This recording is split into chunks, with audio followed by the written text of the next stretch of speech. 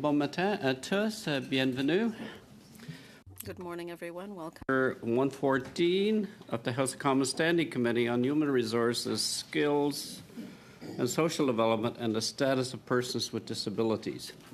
Before I begin, remind members again to avoid feedback from your mic. Please, when you're not using it, keep it in the appropriate area so that the interpreters will not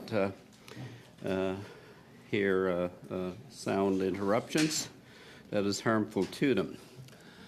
As well, today's meeting is taking place in a hybrid format. Members are appearing virtually as well as here in the committee room. You have the option of choosing to speak in the official language of your choice. In the room, interpretation is available through the headset. If you're appearing virtually, please click on the globe icon on the bottom of your surface. Choose the official language of your choice. If there is an interruption in translation services, please get my attention. We will suspend. We'll suspend while it is being corrected. Also, to remind members, please always direct your questions or comments through I, the chair, and wait until I recognize you by name. Today, as the committee is aware, pursuant to the order of reference, that's December the 6th, 2023, the committee is commencing its study of Bill C-322, an act to develop a national framework to establish a school food program. I would like to welcome our first witness. Bienvenue, Monsieur Cormier, Deputy. Welcome, Mr. Cormier, member for Acadie-Bathurst. Mr. Cormier, we will begin with your remarks. You have 5 minutes. Thank you. Mr. Cormier, the floor is yours. Thank you very much, Mr. Chairman. First of all, I'd like to apologize to my colleagues for the fact that I can't be with you in person today. I had a particularly difficult situation to deal with in my riding in the fishery sector, so I decided to stay near the riding, near my voters. Thank you, Mr. Chairman. I have the honour to speak before your committee on the subject of my bill, C-322, an act to develop a national framework to establish a school food programme. The purpose of the bill is in the title, to create a national framework to establish a school food programme to guarantee that all children in Canada have healthy food.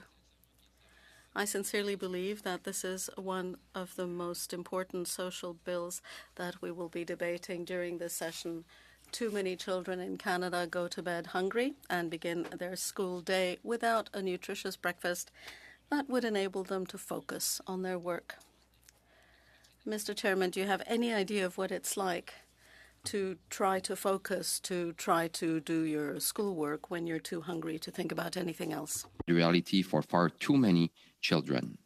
Studies, including the Health Behavior in School-Aged Children survey, have shown that up to 1 in 5 young people report going to school or bed hungry, often because there is not enough food at home.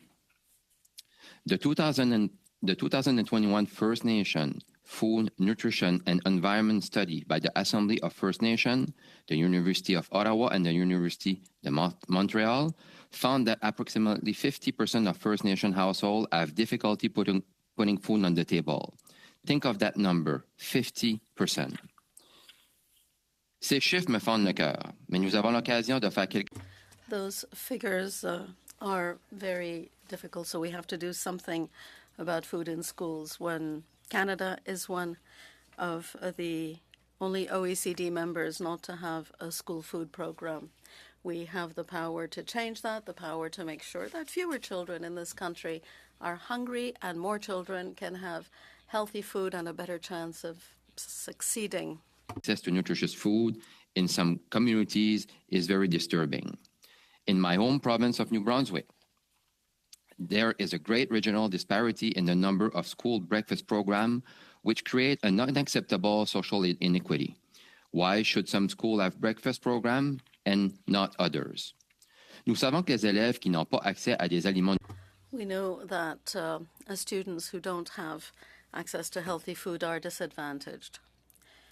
We are trying with this program to foster better health results, better outcomes, better grades, and to help students achieve their full potential. I'd like to congratulate all the devoted volunteers and donors from the private sector and community organizations that sponsor and support school food programs in communities in New Brunswick, as well as across Canada. However, it is impossible to do that alone because there is too much demand. Framework geared at a school food program will make a huge difference. This framework can be a roadmap for cooperation to bring many stakeholders together in pursuit of this common objective. Although many provinces and territories are providing funding for school food program, they lack the fiscal capacity to ensure the program reach every child in need.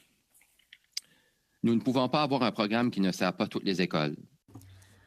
All children who need food must be able to have it in their schools. This project supports the establishment of a framework and will form the basis for Canada-wide discussions involving provinces, territories, First Nations, Inuit, Métis, volunteer organizations, charities, schools, administrators of schools, and experts. The agricultural and agri-food sector is also involved in preparing the framework. We will design a program that can not only achieve its goal, which is to ensure that all children have access to healthy and nutritious food, but that will also provide direct creative guidelines to help agricultural producers and the agri-food sector in achieving these ends. We will not achieve this program, a school food program, overnight, but we have a process that we need to begin. We all have an opportunity to genuinely improve the lives of people with this bill, which will ensure that all children in Canada have access to healthy food across the country. I thank you. I thank committee members, and I will be happy to take your questions. Thank you, Monsieur Cormier. Thank you, Mr. Cormier. To begin with 6 minutes, please. Thank you, Mr. Chair. So as we know, access to safe and nutritious food is critical to the health and the well-being of people, and even more so for growing children. But the reality is after 9 years of your government, that food insecurity is on the rise in Canada, and that there is more and more moms and dads who are struggling to put food on the table to feed their children and their families. Have you been hearing from your constituents about how expensive groceries have gotten? Merci pour la question, Monsieur le Président. Et écoutez, je pense que dans toutes les régions Thank you for the question. I think that in all parts of Canada, families do have difficulty making ends meet. But saying that it's the fault of one government is sidelining the problem. This is the kind of program we need to help children, particularly in schools. I think that all political parties should focus. Gotten more expensive for your constituents.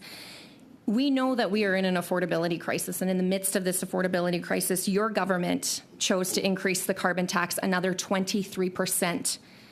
So if you were serious about addressing the food insecurity that's happening right now in our country and is growing, how do you justify supporting a carbon tax that is contributing to the rising cost of groceries? Merci, Monsieur le Président. Et je vois que Thank you, Mr. Chairman. I see that the Conservative Party probably worked all night formulating questions like these, saying that the carbon tax, Mr. Chairman, is the only factor. Mr. Please Chair. state your point of order, Ms. Falk. Honestly, sitting here as a member of Parliament who works hard all the time, I take issue with taking an attack that I stayed up all night to formulate my questions. This is pertinent to the bill that we are studying at hand, food for children, the affordability crisis.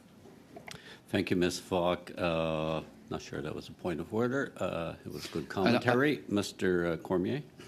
Alors, merci, Monsieur le Président. Et Monsieur Thank you, Mr. Chairman. In 1981, I was in grade 1. There was no carbon tax at the time, and the friends who were beside me sometimes had nothing to eat in their lunch boxes. So saying once more that the carbon tax is the problem, the only problem that's pushing up the price of goods and services, and even the price of groceries is absolutely unacceptable. The school food program that we're trying to establish and the framework we want to put in place is designed to help children so that children in schools can achieve their full potential. In 2024, Canada can't remain one of the only countries contributing to food insecurity in this country. We have to realize as legislatures in this place that our farmers in Canada grow safe, nutritious food, not only to feed Canadians, but also to feed the world. So they are also an integral part in helping with food insecurity abroad. So I think that's very important to note. And we know that this Trudeau carbon tax is particularly punishing for our farmers, and it jeopardizes the long-term viability of farms in Canada, which is where we get our food from. We know that Canadian farmers, as I have said, provide safe, nutritious food, not only to Canadians, but again, to those around the world.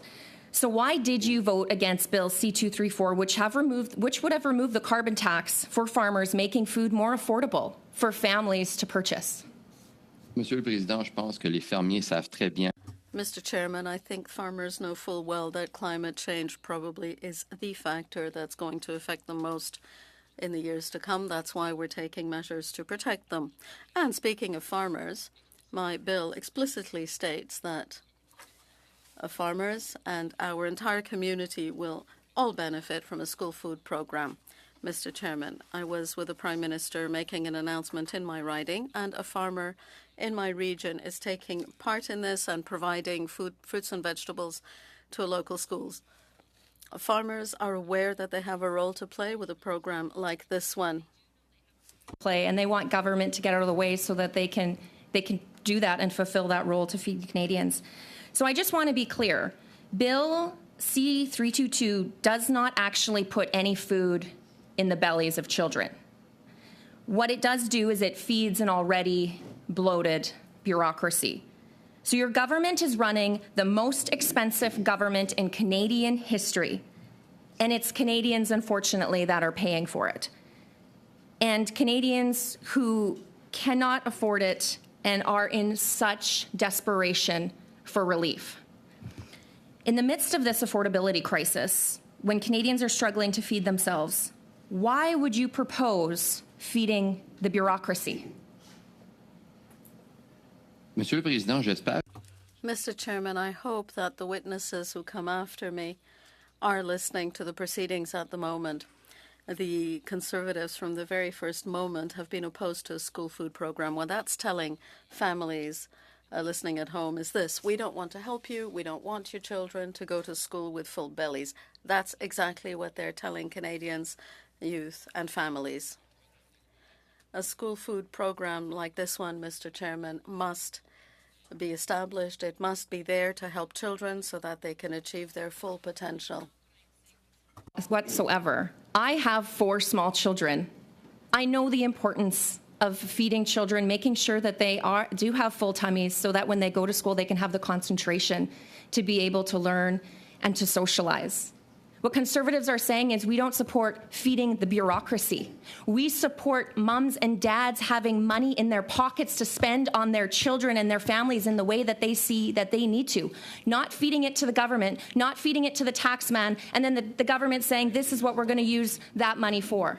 Thank you, Ms. Falk. Thank you, Ms. Cormier. We will now move to MP Long for 6 minutes. Thank you, Mr. Chair. Good morning to my colleagues. MP Cormier, thank you. Thank you for this initiative. It's a wonderful initiative. I think if I stand correct, we're the only country in the G7 that doesn't have a national food program or some sort of national standards. And, you know, you always, Mr. Chair, you always know you hit a nerve with the Conservatives when you come forth with programs. I mean, a member opposite said it very clearly that, you know, get government out of the way. I mean, at times we believe that government can come forth with transformational programs that help people, that can change lives. And, you know, whether it's a Canada Child Benefit, which the Conservatives voted against, or the dental program, which the Conservatives voted against, or the National Child Care Program, which the Conservatives voted against, or the National Housing Strategy, which the Conservatives voted against, I mean, I think the track record speaks for itself. And yeah, I mean, look, I've been fortunate and blessed to participate at some schools in my riding. Ward 3 in my riding, which is basically uptown St. John, has over 50% child poverty. And those children, if they don't get a good meal, a good breakfast to start their day at school, they don't eat because it's not supplied to them at home. So, you know, we can drill down as to the reasons, but in the end, there's a very, very chronic problem here, and there's a need. So the program is very worthwhile, and again, I thank you for bringing it forward. I do have some questions for you, though.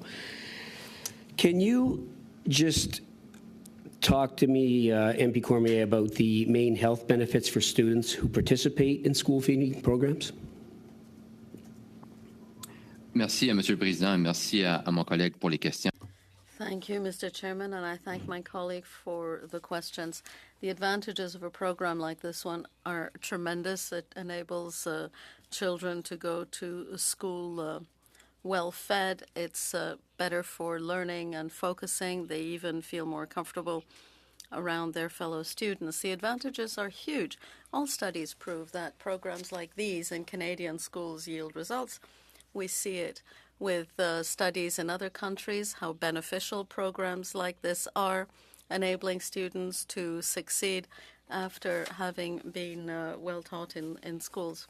Another example for my colleagues, in one of the schools my children attend, a school created a program where they gave a piece of land to a local farmer, which is now used by the young farmer to produce fruits and vegetables provided to the cafeteria to make meals for students who also take part in planting the vegetables. This, aside from everything else, helps educate the children, helps them learn what healthy food is, helps them start the day off well, and they will learn better over the long term.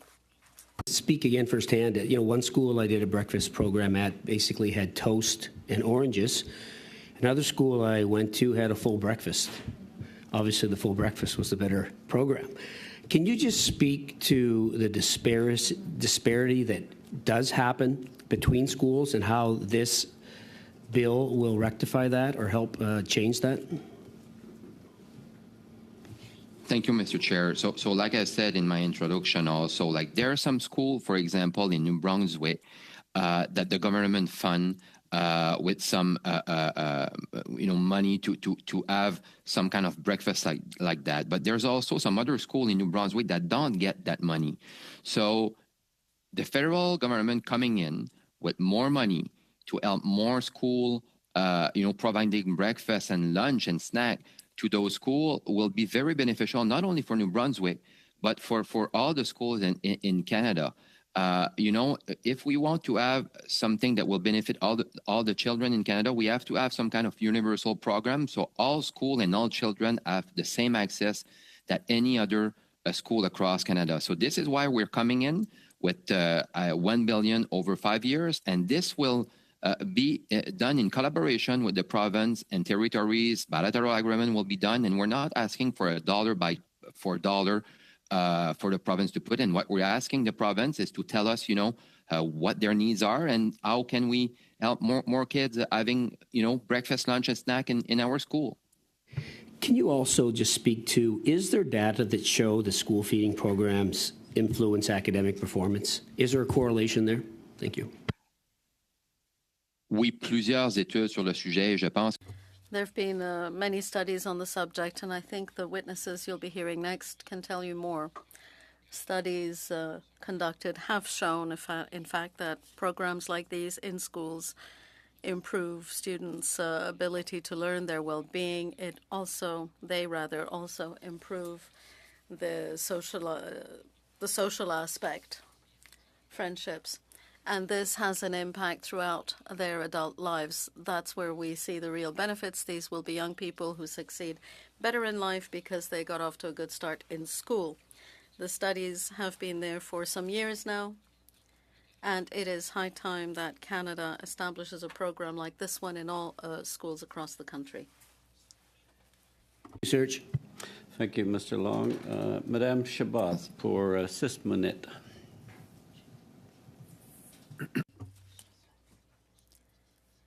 Six minutes. Thank you. Mr. Cormier, we quite understand that you're appearing virtually given the issues in your riding. We know that seasonal issues play a very large part in your riding. And they also want to make themselves heard on the low EI benefits they receive. So thank you for taking care of them. Mr. Cormier, I listened to your presentation, and I think we agree on the basis of everything you're saying about how important it is to have a school food program to support young people, help them learn.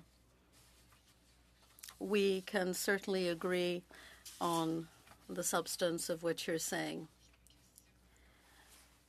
But here's where I have some questions. You were talking about the school environment, our schools. Do you recognize that education with a capital E is an area of Quebec's and provincial jurisdiction? Thank you, Mr. Chairman, and thank you to my colleague for her question. Yes, absolutely. We know that education is under the purview of provinces. I'm happy to see that for some years now the Quebec government has set up programs. I believe it's called breakfast programs. I'd like New Brunswick to do the same thing. We want to cooperate with provinces and territories and with Quebec to set up a program of this kind. If Quebec has other views on the subject, we will certainly listen. Mr. Cormier, it takes more than listening and working together. Quebec is doing more, yes. There are two major organizations in Quebec, non-profit organizations, the Club du Petit Déjeuner, the Breakfast Club, and the coalition, which is the cafeteria for all, for everyone. But this is run in Quebec by the Quebec Minister of Education. By his department, we are allocating money that is distributed to schools to support food in schools, and that is supported by our school service centers. This is a public program run by the department, Quebec Department of Education, which supports two large nonprofit organizations that do this. Do you recognize that? I can say that in Manitoba things are going fairly well. In New Brunswick, unfortunately, less so. My question is this. Do you recognize that this is exclusively under the jurisdiction of Quebec and the provinces? And why did you not state in your bill that if any investments are made, there should be a right to opt out unconditionally with full compensation, as you did for the program you set up for early childhood services across Canada? We'd been doing it for 25 years. This is something that is in the educational sector, so why should you not explicitly state this in the bill? Thank you, Mr. Chairman. If you look at if my colleague were to look at the actual bill, it's clear that we will be negotiating and holding discussions with provinces and territories. Yes, education is an area of provincial jurisdiction, but that doesn't mean we can't work in partnership with Quebec and the other provinces. As I said in my opening remarks, this doesn't require matching funding by provinces and territories. There will be discussions with the Government of Quebec to see what they want to do, as we did for daycare. We should look beyond the now. If Quebec already has a program that's adequate, if they think it couldn't be improved, or perhaps that the federal government might use Quebec's example to improve the program or framework that we set up, we can cooperate with Quebec. If there are any adjustments to be made, I think we can make them, as we have with other universal programs in Canada.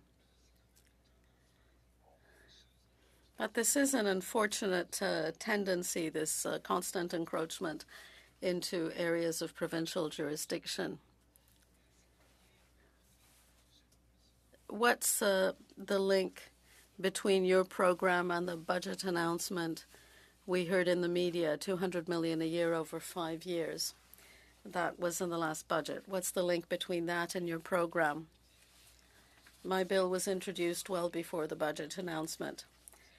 Since 2001, as you know, has been working on this, and I'm glad that my bill has raised awareness among a number of groups that have been asking for something like it for years. And I'm glad the government recognizes we need a program of this kind. Even if now there has been money earmarked in the current budget, we still need a school food program and a framework, because we have to define the foundations of how a program like this would work. There are many things to discuss with groups that will be involved. For example, what kind of food will be provided to students, how farmers can take part. There are a multitude of questions remaining to be asked. Thank you. Merci, Madame Chabot. Thank you, Ms. Chabot. For 6 minutes, please. Thank you so much, Chair. And it's nice to be in committee today to talk about what I feel is a really important program. I know that the government, with the pressure by the NDP, has now introduced a school food program, something that's long overdue. One of the things that I've found peculiar since this whole debate began was the fact that there's discussions about food insecurity being a new phenomenon. I've mentioned many times in the House, I'm, a longtime educator. In fact, when I finished high school, one of my first jobs was as an early childhood educator. And under consecutive Conservative and Liberal governments, we've had kids going to early childhood education hungry, going to school. When I became a teacher, I actually had my own food program that I paid for out of pocket because I had kids going to school hungry under Conservative federal government. What was it that motivated you to put this bill in place? I know that yours as a framework. Is it relevant still with the food program now in the budget? Is it still a relevant bill? Merci, Monsieur le Président, et je remercie ma collègue pour la question. Thank you, Mr. Chairman, and I thank my colleagues for her question and for the speech she made at the first reading of my bill. As I said, we need a framework like this. The government has announced funding for a school food program, a funding that will be distributed to provinces and territories so that we can help more children. But we need a framework. In any case, we need a framework that will help us decide how we can establish a national program from coast to coast to coast. As you know, nutrition experts can help to determine what kind of food will be provided. Farmers can be involved. There's also a lot of work to be done to see how schools and infrastructures will actually offer the program. We need a bill that will make us look at a broader set of factors to help us set up this program. I thank my colleague for her support. Just building on that, I know there's an affordability crisis. Our party has been pushing for an excess profit tax on big grocery chains that are gouging families trying to feed their kids.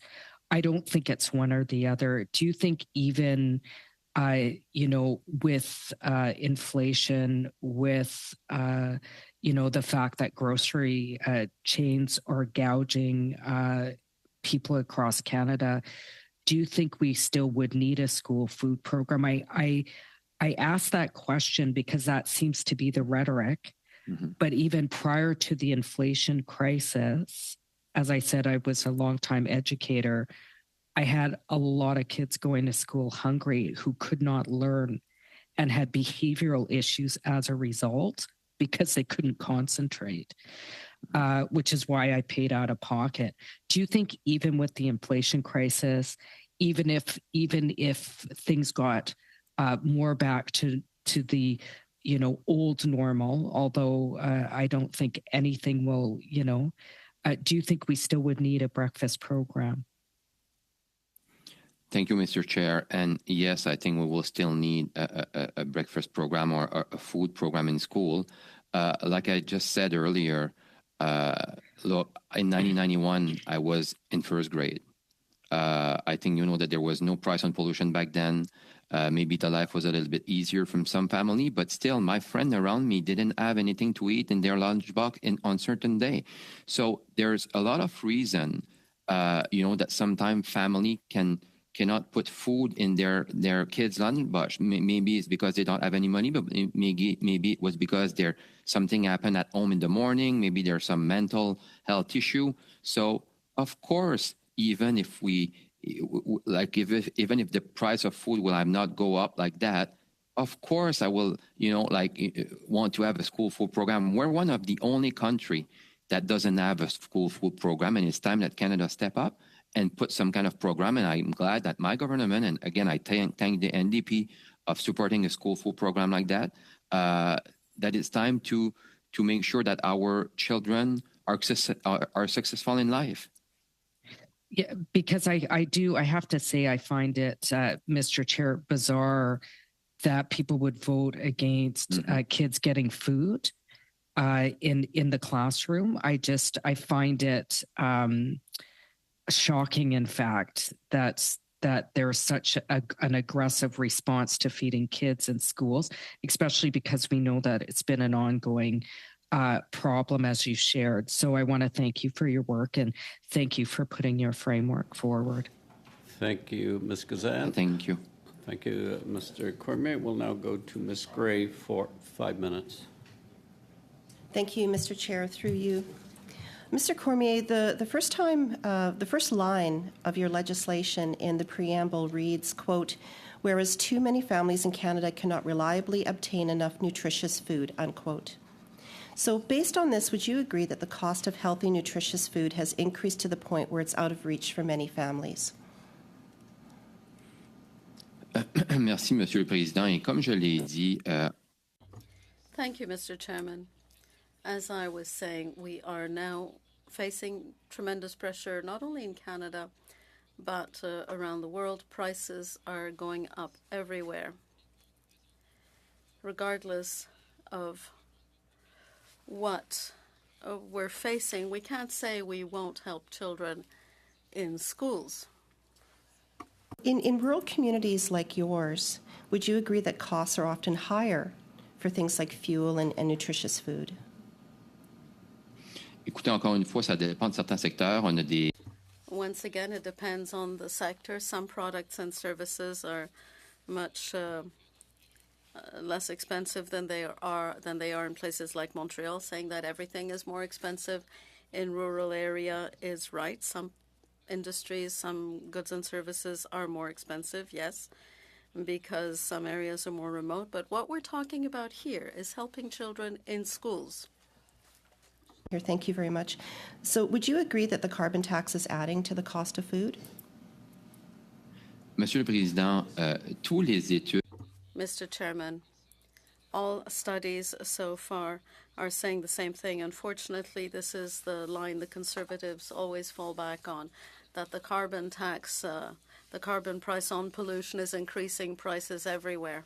So you signed a press release on September 28th, 2023 with your Liberal colleagues, Mr. Long, who's on this committee, and Mr. Arsenault, criticizing the imposition of your Liberal government's carbon tax on residents in the province you live, New Brunswick, because you said the carbon tax, quote, puts the province and its residents at a disadvantage because it does not take into account its strongly rural character. So, Mr. Cormier, do you agree that the carbon tax disadvantages rural families by increasing the cost to grow, ship, warehouse, and ultimately buy food? Écoutez, Monsieur le Président, premièrement, je suis content. Mr. Chairman, first of all, I'm very glad to have signed that press release with my colleagues in rural areas in Canada, as I said. There are rural areas that don't have public transit, that don't have alternative transport, unlike in larger cities like Montreal, Toronto, and Vancouver. What we've done is ask for a 20% adjustment, a 20% premium for people in those regions. All experts who saw us for the press release agree with us. Every region in Canada must be treated fairly and equitably, and that's exactly what the government's done.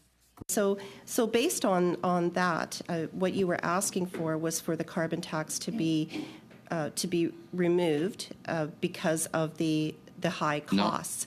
No. Or suspended. No, we never asked for that. That is for families. So would you also not agree then that the carbon tax is adding to other costs, such as the cost of food? We never asked for the carbon tax to be removed. We asked for an adjustment for rural region, like I said, because we didn't have the infrastructure like big city have, like public transportation. And look, the government realized that, this was the case.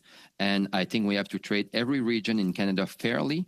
And again, to say that the carbon tax is the only reason that, everything is going up in Canada, this is a message I think the Conservatives should need to stop to say, because people are starting not to believe them anymore. The premise of your bill. So the Liberal carbon tax, we know, does add to the cost of transportation. It adds to the cost of farmers. The Canada Food Price Report predicted that the average family will spend $700 more this year on food. So would you support taking the carbon tax off of all food and all transportation costs for any food that may be grown, transported, and purchased to be used in a school food program? Monsieur le Président, inflation went down again in Canada this past month. I know that the Conservative doesn't want to talk about the school food program because they vote against it. Perhaps you haven't seen the Food Bank Canada Poverty Report or the Salvation Army report that just came out. What is the point of order? Chair, I do believe that if a question's asked, and the question that was asked took roughly 30 seconds, I think the members should be allowed the same time. Mr. Long, that's not a point of order. Ms. Gray, conclude your comments, and then we'll move on to the next one. Thank you, Mr. Chair. Well, obviously the member hasn't seen some of the reports that literally have come out over the last 24 hours, talking about how people can't afford to feed themselves, and how almost 50% of Canadians say that they are having a tougher time than they were even just a year ago. Short answer, Mr. Cormier. Et la seule solution que les conservateurs proposent, c'est d'enlever la. The only solution the Conservatives put forward is removing the carbon tax, but they don't want to help children have meals and snacks in schools when families are having a hard time. The government will always be there to help people. We've put in a lot of social programs since 2015. Ben Bynum for 5 minutes. Thank you, Mr. Chair. First of all, Serge, let me applaud you for having the courage and the intuition to pursue this very important issue. I grew up in a family of 15. I grew up on a farm, and there were days where I and my brothers and sisters did go to school without food.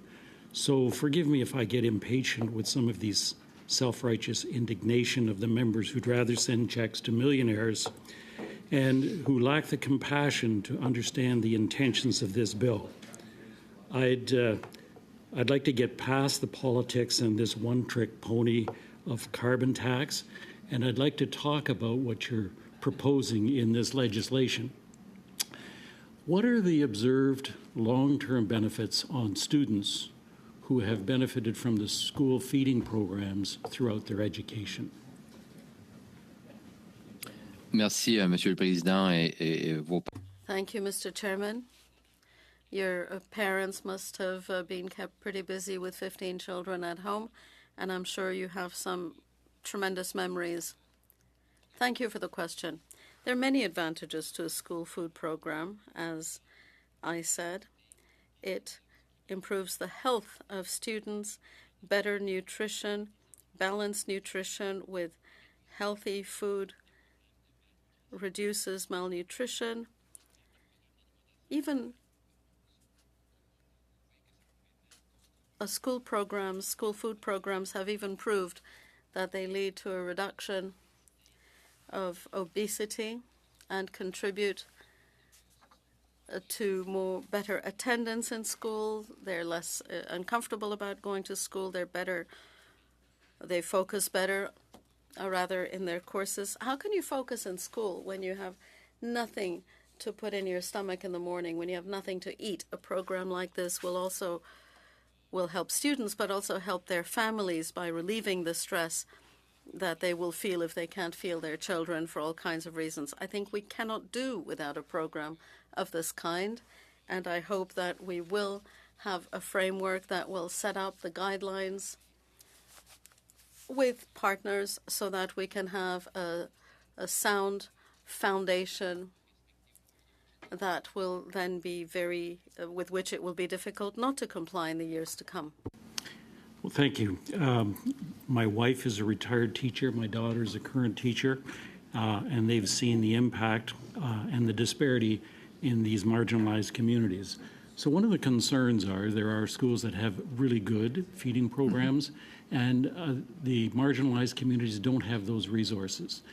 And I'm glad to see that the intent of this legislation is to address those issues. But can you tell me how school feeding programs can benefit from partnerships with local producers and community organizations? Thank you, Mr. Chair. And just like I said, the perfect example is right in my backyard here, the school behind me where my kids are going. Look, they put a program in place, a wonderful program in place, where they gave a piece of land to a local farmer. This farmer is growing food and vegetable and fruit with kids right now, planting them, and all those those vegetable and fruit are going to the cafeteria, and they feed the children during breakfast time, lunchtime. So this is why we need to talk to all those stakeholders, and there was a lot already done, a lot of consultation already done to see how can we put a school food program in every school in Canada, because this is pretty big, as you can imagine. There's a lot of schools in Canada. We need to know what kind of infrastructure we have. But I think that the witnesses that will come after you will tell you that there's already some structure in place. There's already some group, for example, in my area called the Fondation des Petits Déjeuners de la Péninsule Acadienne, who help school providing meals to their children. So this is why we need a framework. What the government did is put $1 billion in place for the next 5 years. That will give money to provinces with bilateral agreement. We will be able to feed a little bit more school. But in the meantime, let's work on the framework for the future so we can have a school food program for years to come in Canada that will help family, and the most important, the children that are our future. Thank you. Can you tell me if there are any models? Mr. Van Buynen. Sorry? A short question.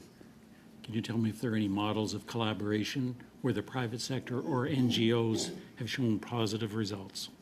Oh, yes, and there's a lot, and I'm sure that the witnesses after me will certainly tell you that the work that they're doing right now in my riding, there's only one or two, but they're doing tremendous work. They raised $1.3 million since the last 5 years to feed school in 21 schools in my riding. So it's those stakeholders will be a key partner to help them achieve this framework.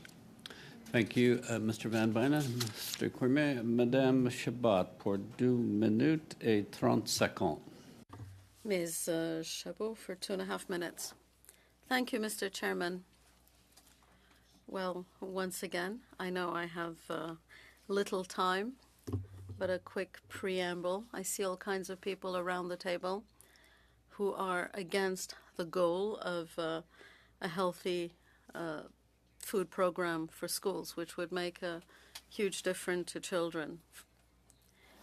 Having lines of communications is good. It's not the principle we're voting against, it's the way you're going about it.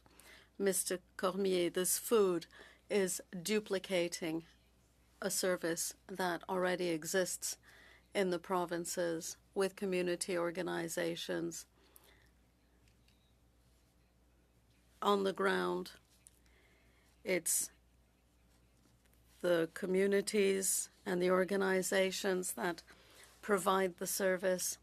For the government to provide financial support for the types of programs already in Quebec and elsewhere is one thing, but a national framework and a confederation where education is under provincial jurisdiction is duplication. It's adding bureaucracy that is encroaching on an area where the government has no business to be. I don't know whether that's a question, Mr. Chairman. I am going to put one. Do you recognize that in addition to the fact that provinces have exclusive jurisdiction over education, your government has no knowledge of how to provide those services in schools on the ground? I answered the question about jurisdictions earlier, and I wouldn't say that our government has no expertise on education or health in this country. And when it comes to duplication, I don't agree. This is not duplication. In New Brunswick, for example, there are programs of this kind, but unfortunately, the New Brunswick government can decide which schools will receive funds and which schools won't. Well, don't you think that this is something that should be the New Brunswick government's responsibility? As a federation, I think the Canadian government's role is to help provinces and territories achieve their goals. And that's exactly what we'll be doing by giving a little more money to the provinces, cooperating with them, and verifying their needs. In New Brunswick, if the New Brunswick government can help only 50,000 children, and if we come up, so are you going to tell the New Brunswick government what schools to choose? That's not something you can do. No, that's not it at all. I'm looking at the kind of cooperation we could have with all governments in Canada to come up with better programs like this one. Thank you, Ms. Chabot. For 2.5 minutes. Thank you again, Chair. So again, very happy about the bill. We are in an affordability crisis. Want to frame that as in, I know we would still need a school food program. We know that. But do you agree that we need to start going after big grocery chains with an excess profit tax to assist with affordability crisis? Thank you, Mr. Chair. And yes, I agree. And this is why I think the government took steps at this. Maybe it's not going fast enough as everybody wants to.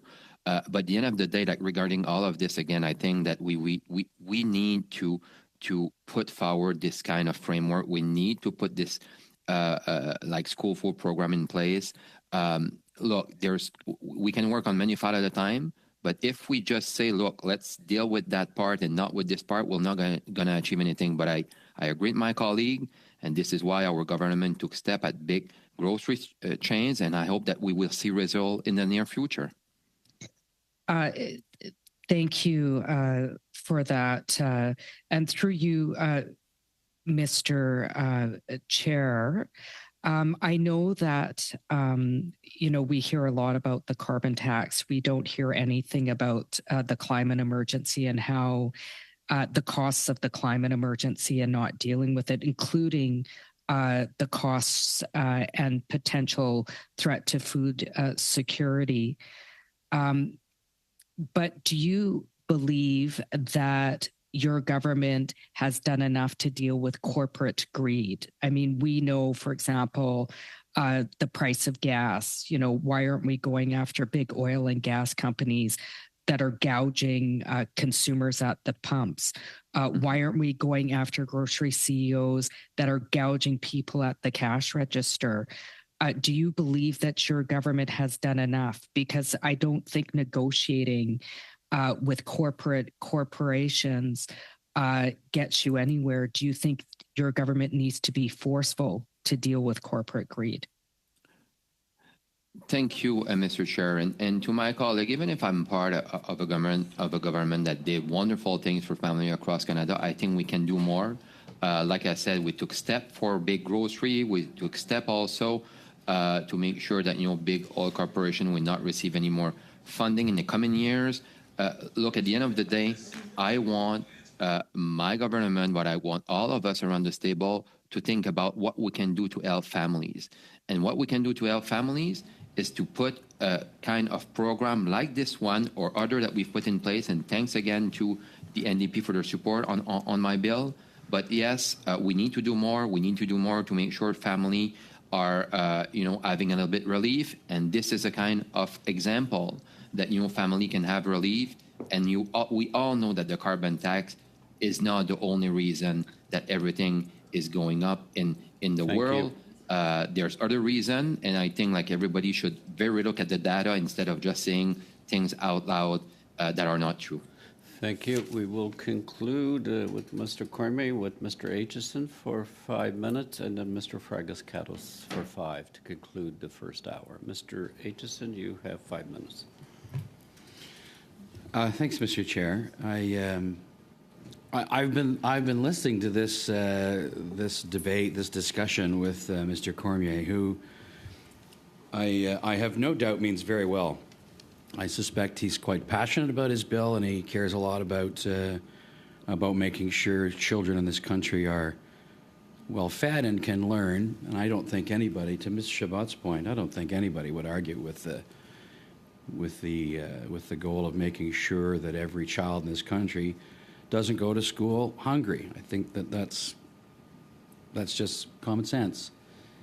But as I listen to the debate, though, particularly my good friend and colleague, Mr. Long, who rants about how the Conservatives vote against this and vote against that and vote against this and vote against that, and my colleagues who are talking about the everyday expenses of life and how things are definitely getting more expensive, in part because of things like the carbon tax.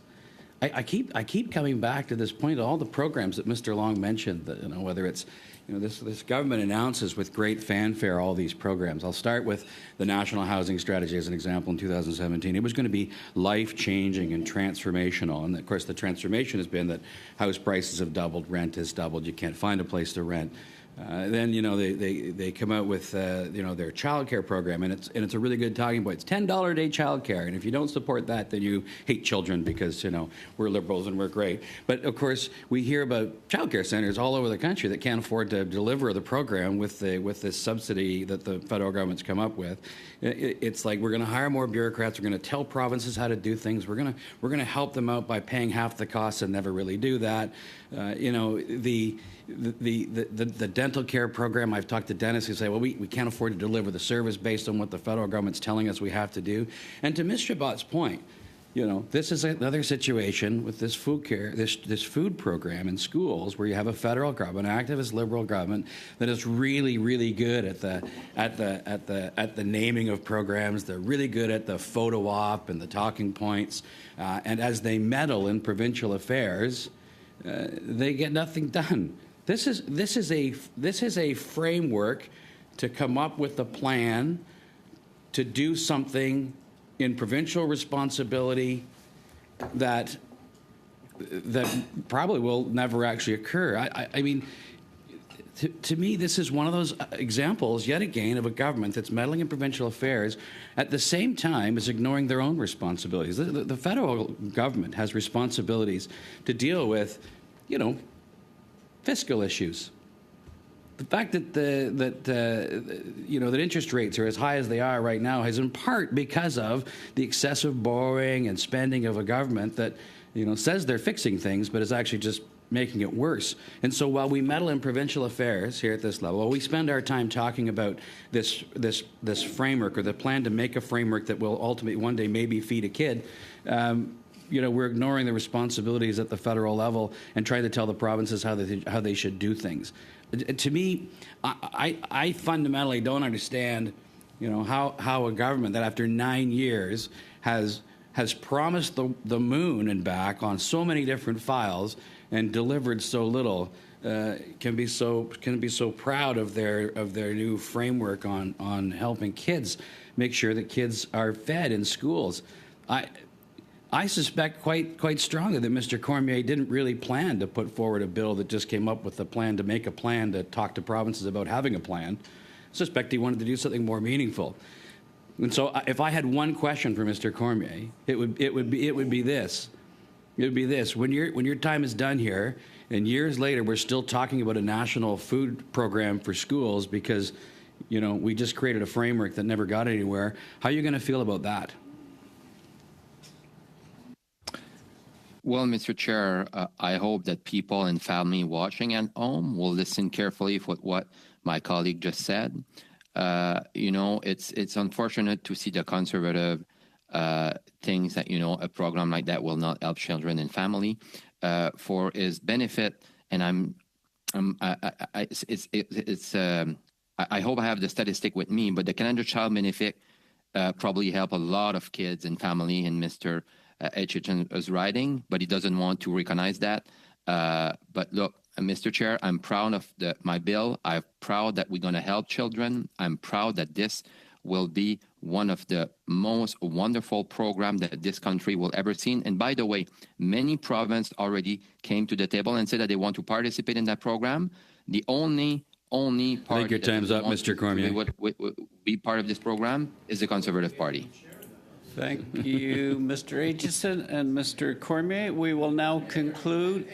Order, committee members, it's early. We'll now conclude with Mr. Fragas-Catos for 5 minutes. Chair, thank you very much. I am tempted, to be honest, to go on a long kind of preamble here, as my colleague just did, and as the Conservatives have done today. And I would take them seriously, Mr. Chair, had it not been for the fact, and it is a fact, that their signature policy when they were in office from 2006 to 2015 was to send checks to millionaires.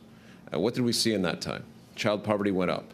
In fact, Canada Child Benefit, that's already been referenced and should continue to be referenced, which is helping thousands of kids across the country. In fact, 750,000 children have been lifted out of poverty since 2015 because of that policy of this government.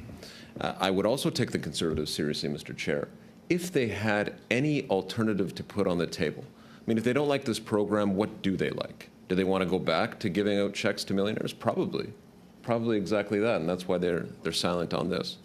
But I do want to address my colleague. First of all, I want to thank him for his advocacy. His advocacy is done first and foremost on behalf of his constituents, but in doing so, he has found a way to bring attention to a very critical issue that affects every single constituency across the country.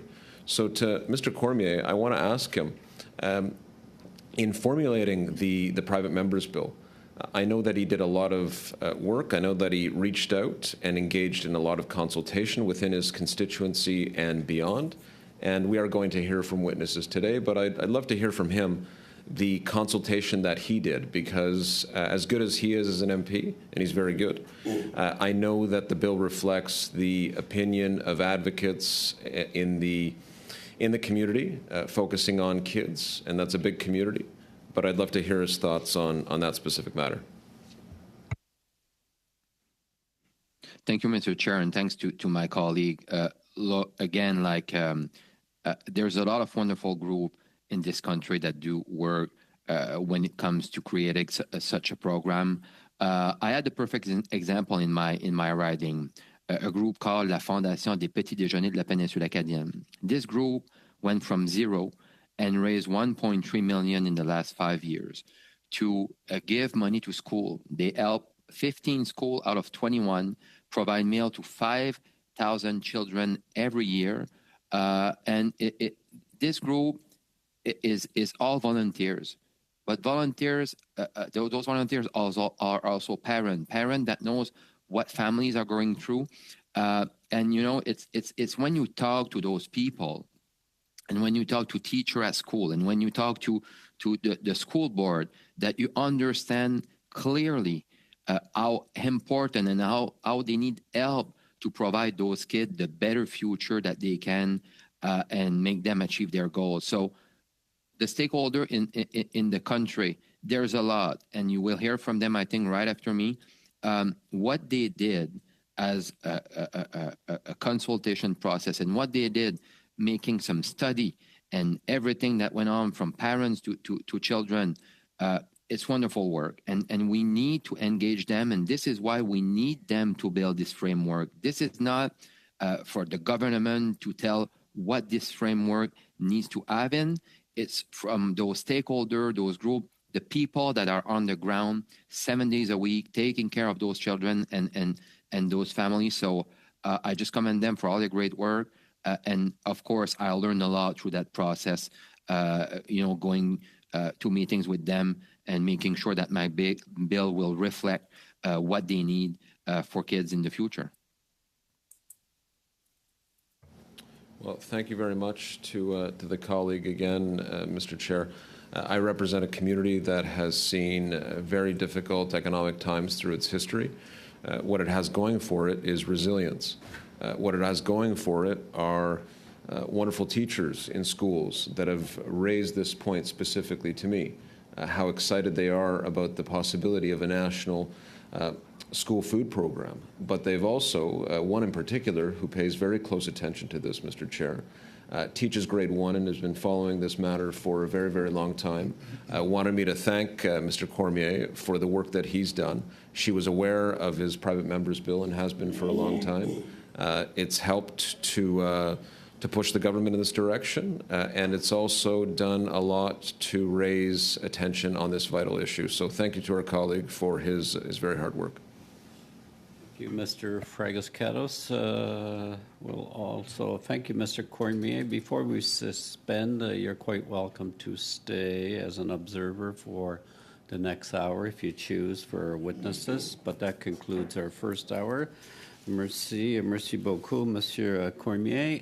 Thank you, Mr. Cormier. We'll suspend while we bring in the witness for the last hour. Suspend for a few moments. Thank you, Mr. Chair, and thanks.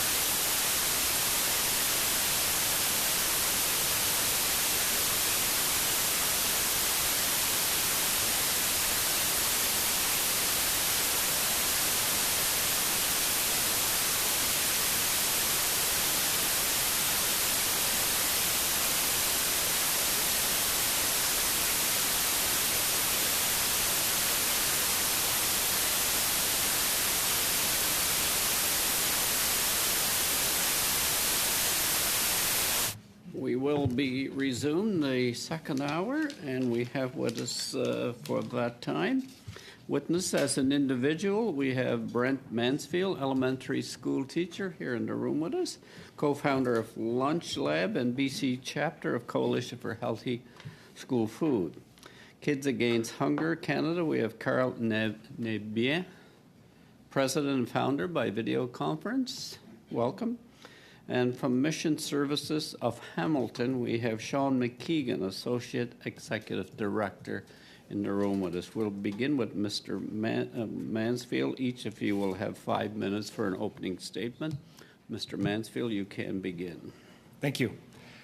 In October, I ran 200 laps, over 92 kilometers around my elementary school to raise awareness for the need for federal investment in school food. Calling on the Government of Canada to invest the $200 million for 5 years they committed towards a national school food program. Then in November, 5 weeks later, I ran 200 laps, nearly 30 kilometers around the lawn of Parliament to once again draw attention to the issue. It is a real honor to be invited here today.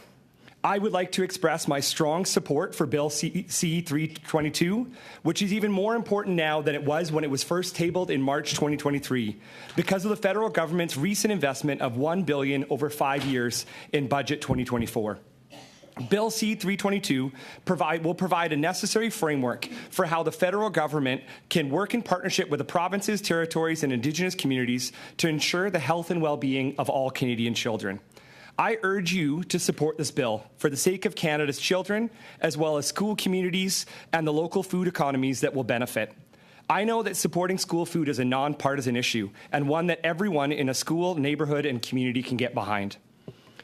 I'm an elementary school teacher at a diverse urban elementary school on the unceded traditional territories of the Musqueam, Squamish, and Tsleil-Waututh peoples in what is now known as the West End of Vancouver.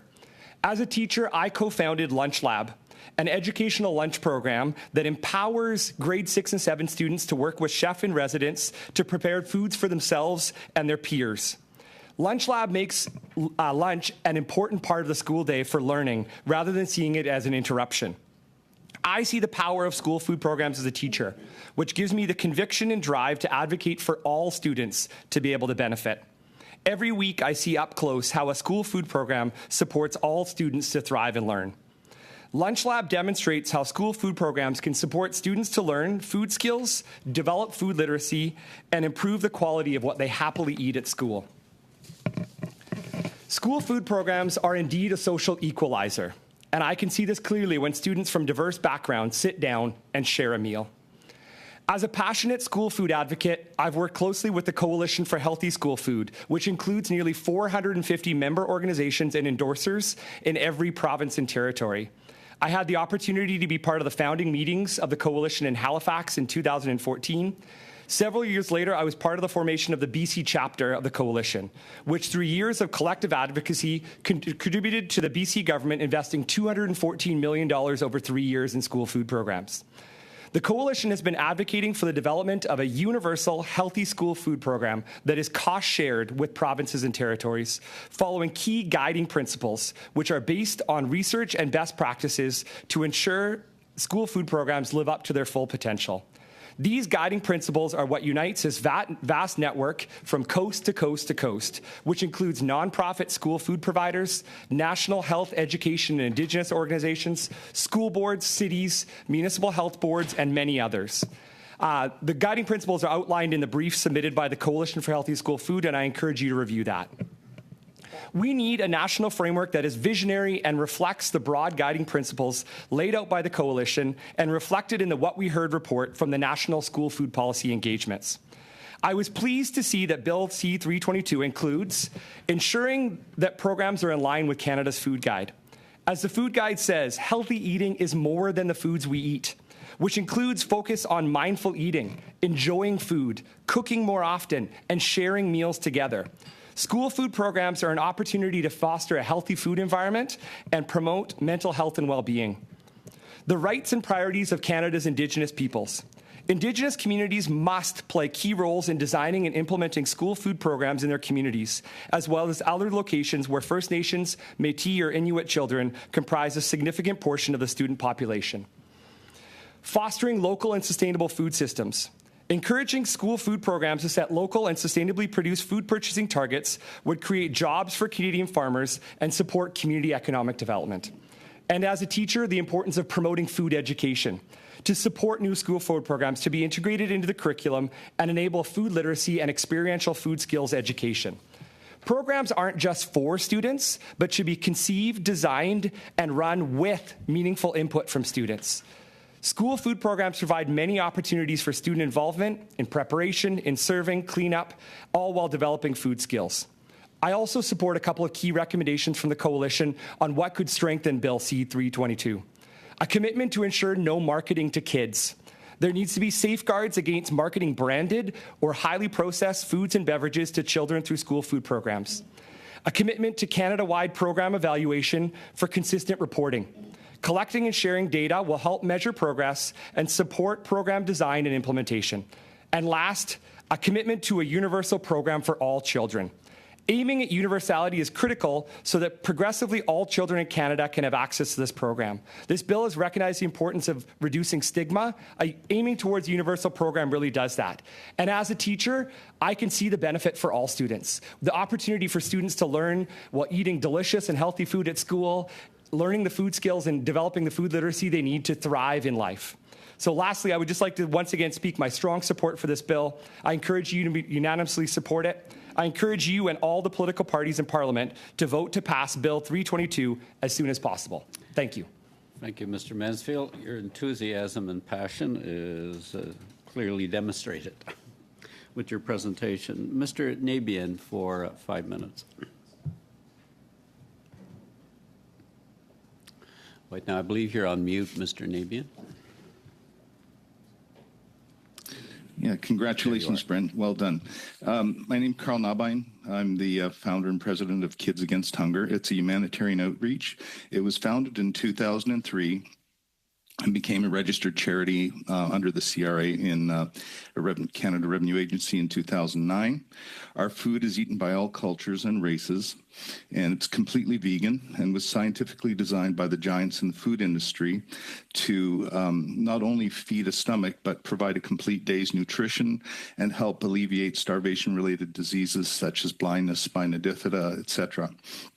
The food consists of rice, which is eaten by all cultures around the world. It also has a long shelf life. It has dehydrated vegetables, 6 dehydrated vegetables in it.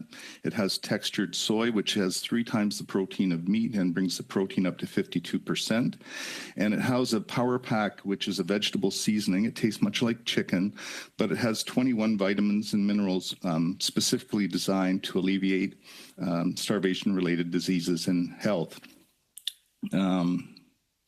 The food can also be cooked in water for 20 minutes to boil the rice, but making even slightly contaminated water potable. The food is delicious and can be seasoned to meet any cultural tastes and needs. The soy rice casserole is received domestically and not seen as a poverty food. It tastes much like rice pilaf. Youth or children, they initially offered to pack the food to keep the costs down, and this allows how the name came about.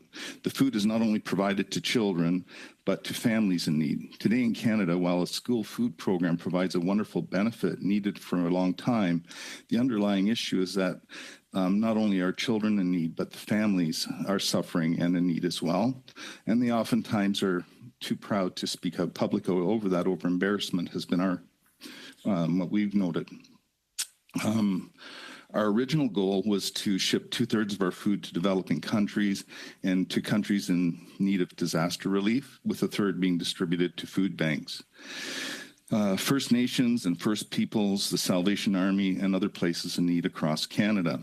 Unfortunately, given the ever-increasing cost of living in food, fuel, rent, housing, the need is increasing significantly and growing. 41% of our food now, not 1/3, is staying domestically to address this ongoing need. World disaster relief has also never been greater. We have 2 current wars going on and many other weather-related disasters.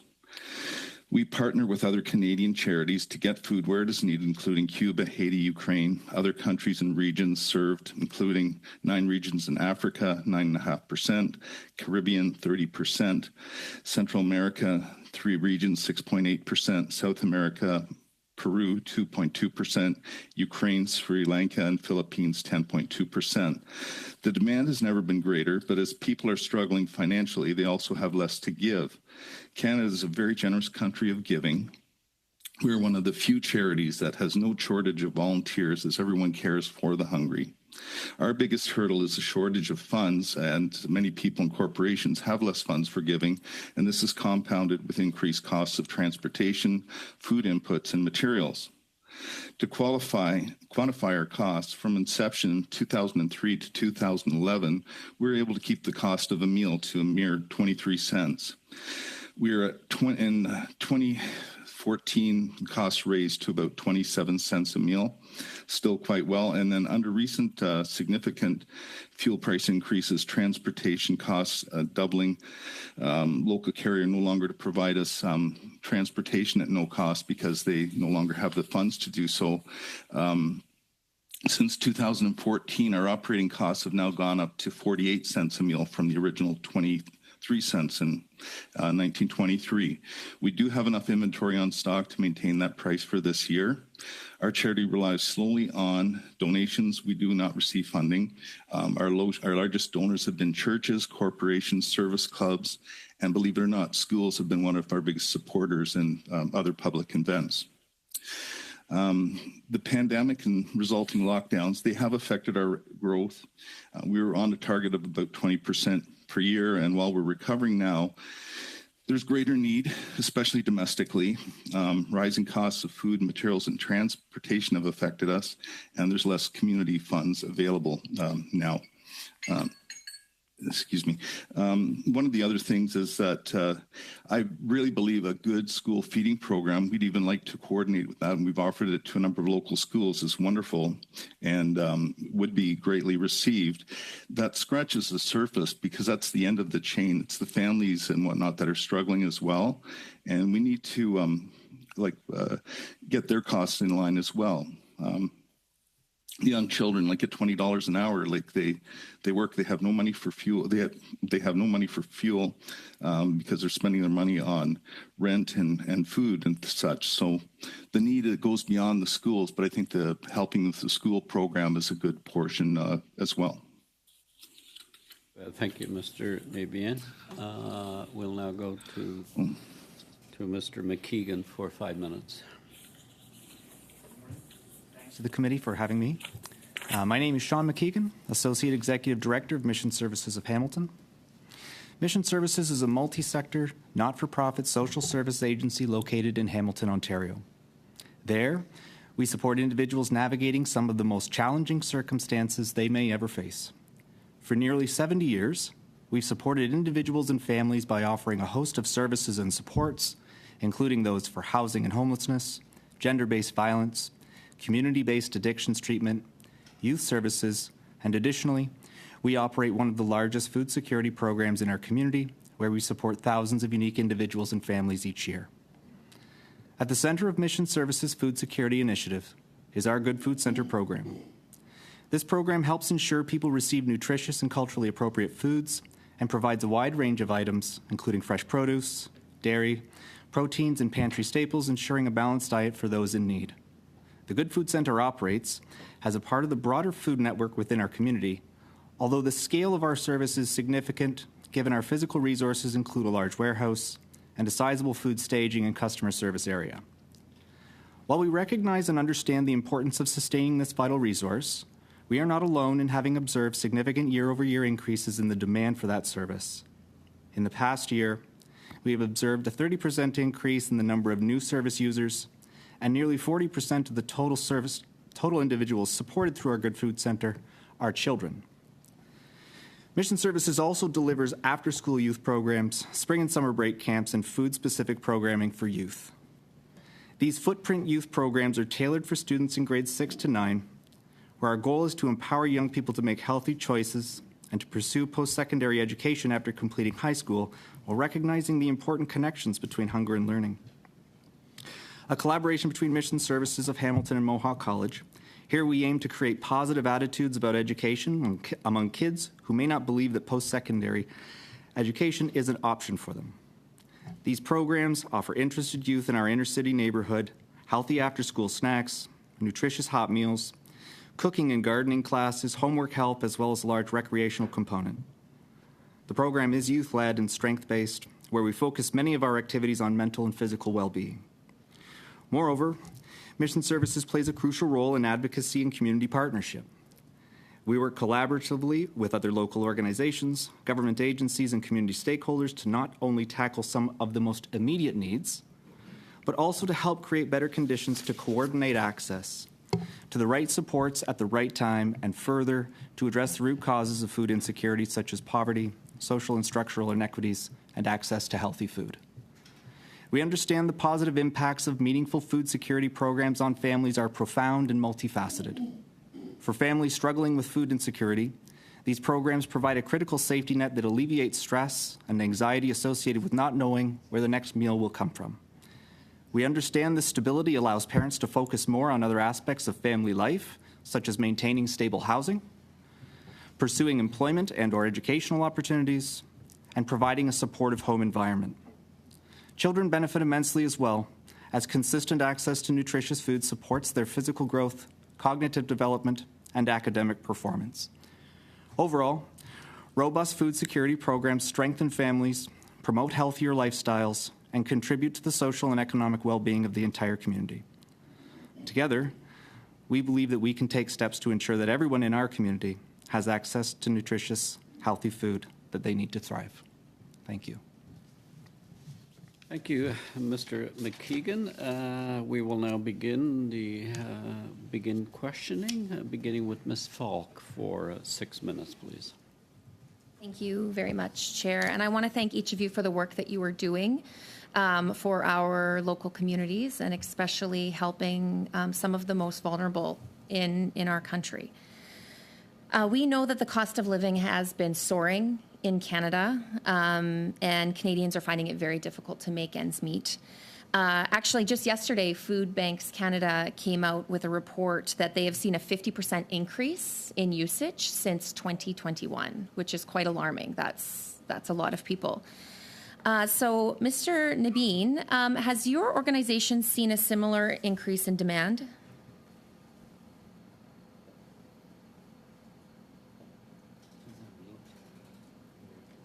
Yes, the demand has been going up consistently and pretty much all across the country. Our only limitation, like there's enough food to feed everybody, but our limitation is the funding or the donations that we need to get the food to where it's needed. The other thing is that Canadians are all concerned about it, so volunteers are stepping up in droves to help us pack the food and get it distributed, and to do it at a good cost. So you said that the food isn't a problem. What about the price of the food? Have you noticed an increase in that? Yes, dramatically. It's a bit of a double whammy. Our food prices have gone up, pretty much doubled over the last 7 years or 6 years.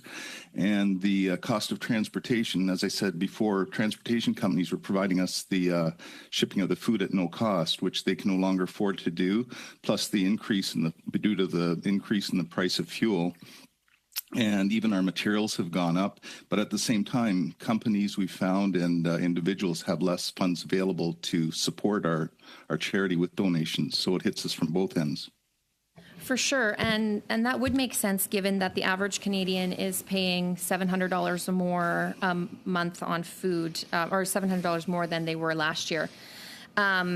And I know, too, just the increase, I hear it from my constituents all the time, the increase on the carbon tax. On April 1st, the Trudeau government raised an additional 23% in their plan to quadruple it, which ultimately affects the price of groceries, fuel, which falls into then transportation when you're transporting any item. I say a lot of the time I hear it from my farmers when they're transporting their food from the farm by truck, usually, to process and then to market, which then ultimately the consumer is paying for.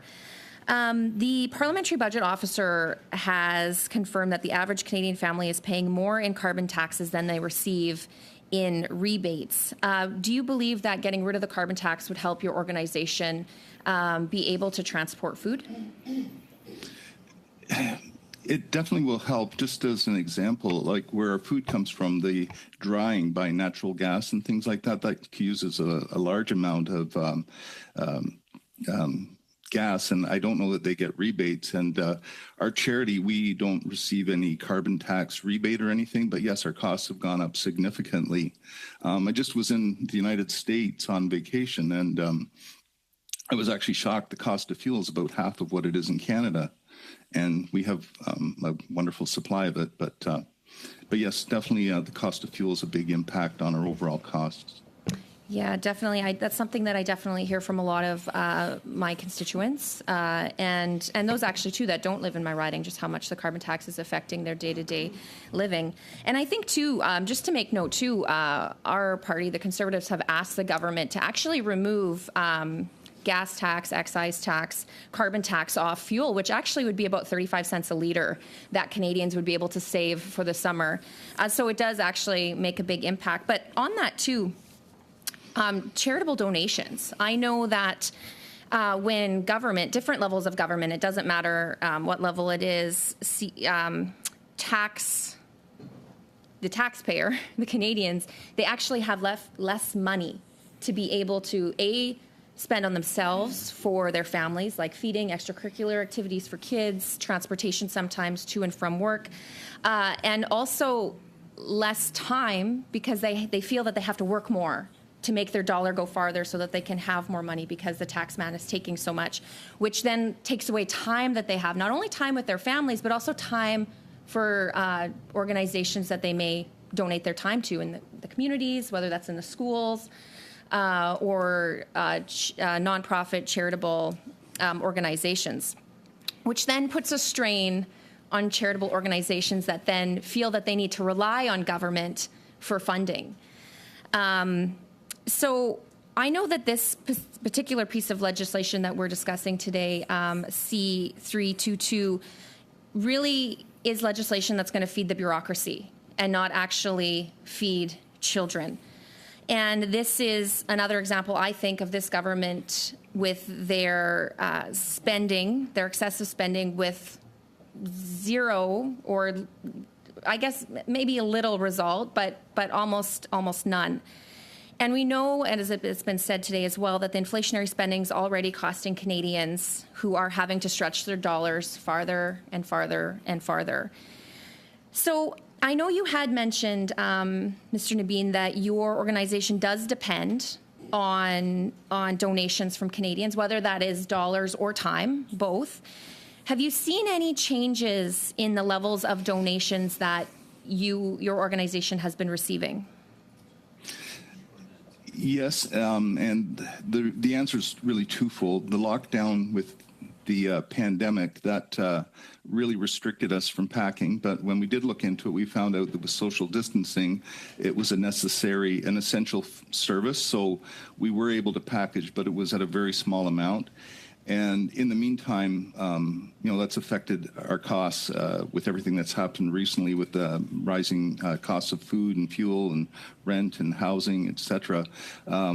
The donations are coming back. They're growing again, but we're at approximately half of the revenue that we were going into the pandemic. And it seems that there's no shortage of volunteers, but the number of people able to pay for it has been diminished considerably. Thank you, Ms. Falk. Mr. Collins for 6 minutes. Thanks, Mr. Chairman, and thanks to the witnesses for their attendance today.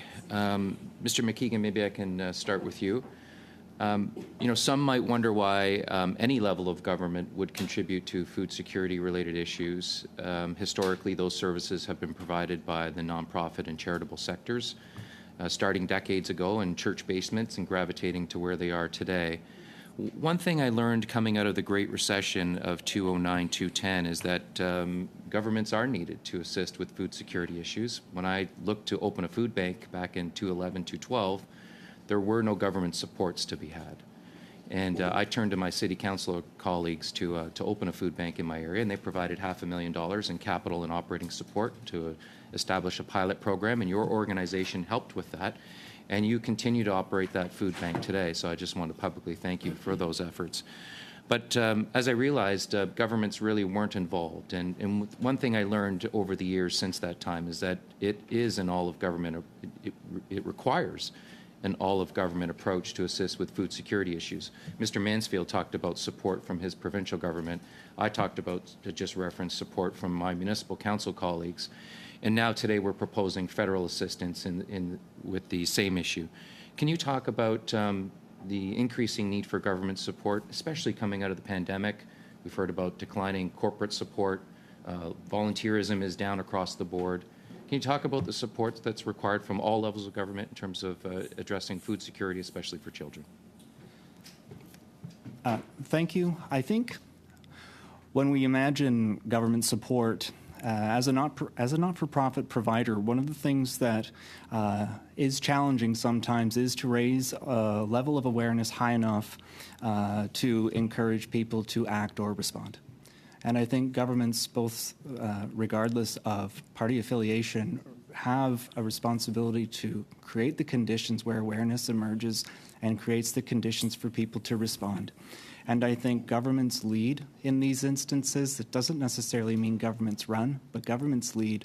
And I think that when governments lead and those conditions exist, it allows us to leverage resources that we have, find efficiencies in operations, but we don't have, certainly don't have the reach, not as a single organization, to communicate as widely and as broadly as a government. Thanks. You know, I had the opportunity to read Hamilton Food Share's annual report, and it said in the report that on any given day in Hamilton, there are approximately 426 children who are utilizing the services of a food bank. You talked about the root causes of food insecurity, one of them being housing. We've, heard some questions today and some critique of the National Housing Strategy. And can you talk about the correlation between the need for housing supports as well as government assistance for this program as it relates to addressing food security?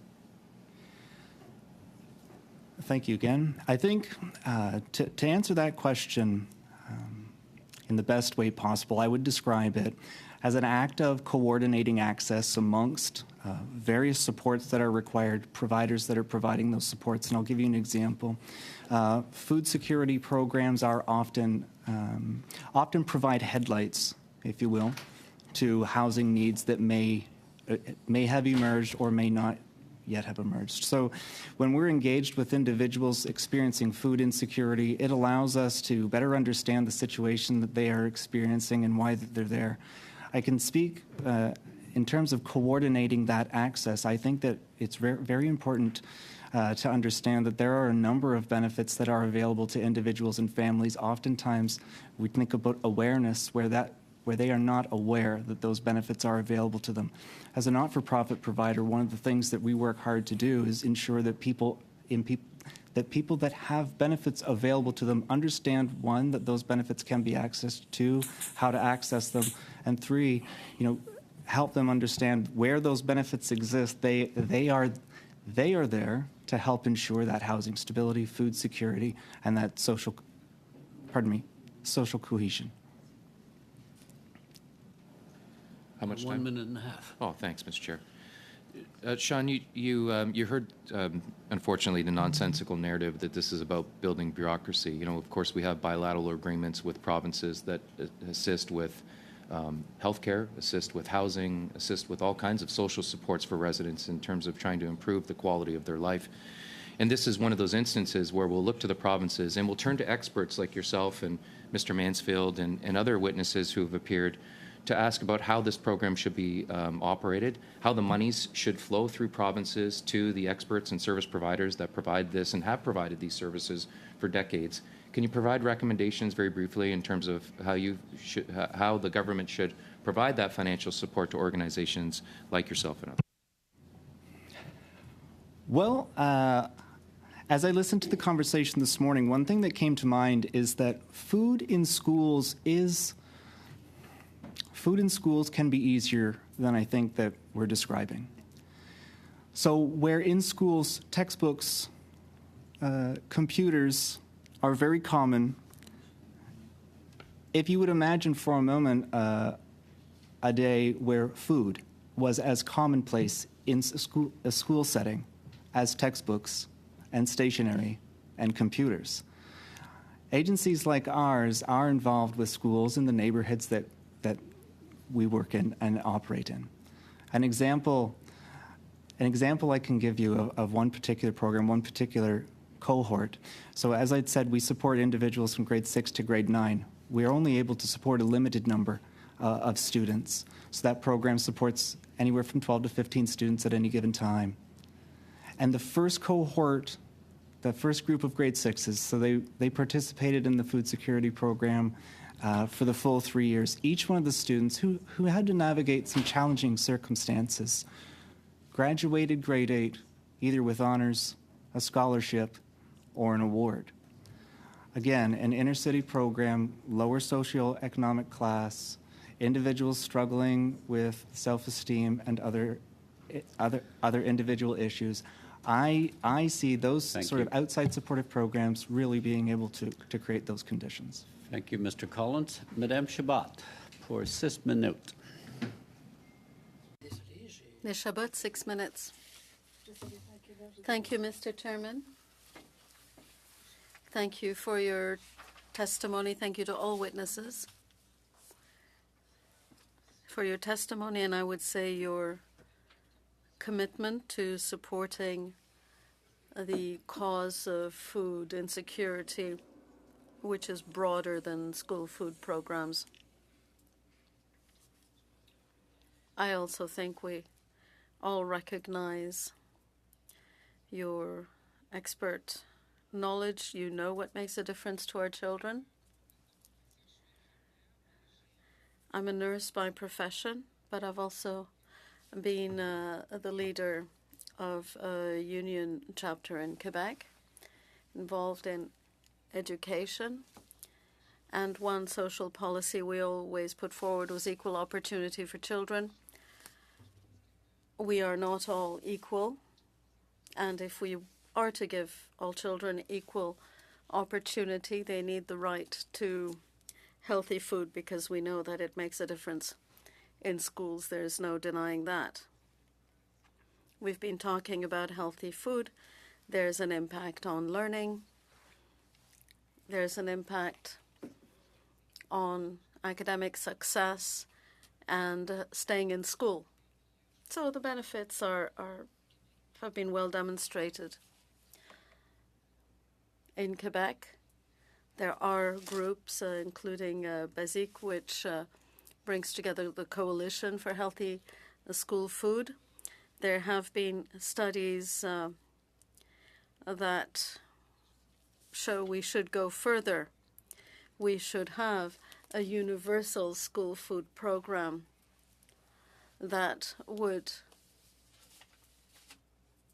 make it possible not to stigmatize certain children. The assessed cost of that is 18 million a year.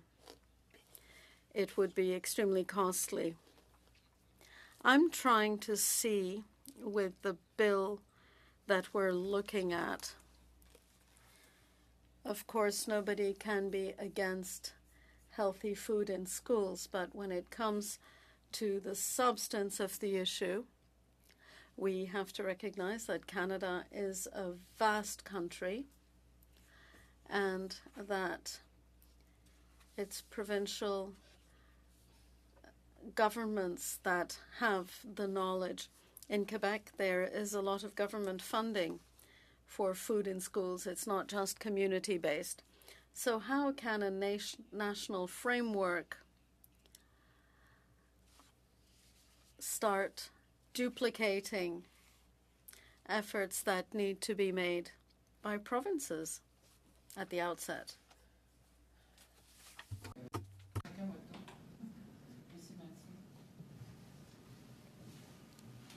Sorry, pardon me, I didn't get that last little bit, but I'm going to answer and you tell me if you need a correction. So amazing work is happening in Quebec and every province and territory in Canada. And that work is happening with a lot of passion from community organizations, support from municipalities.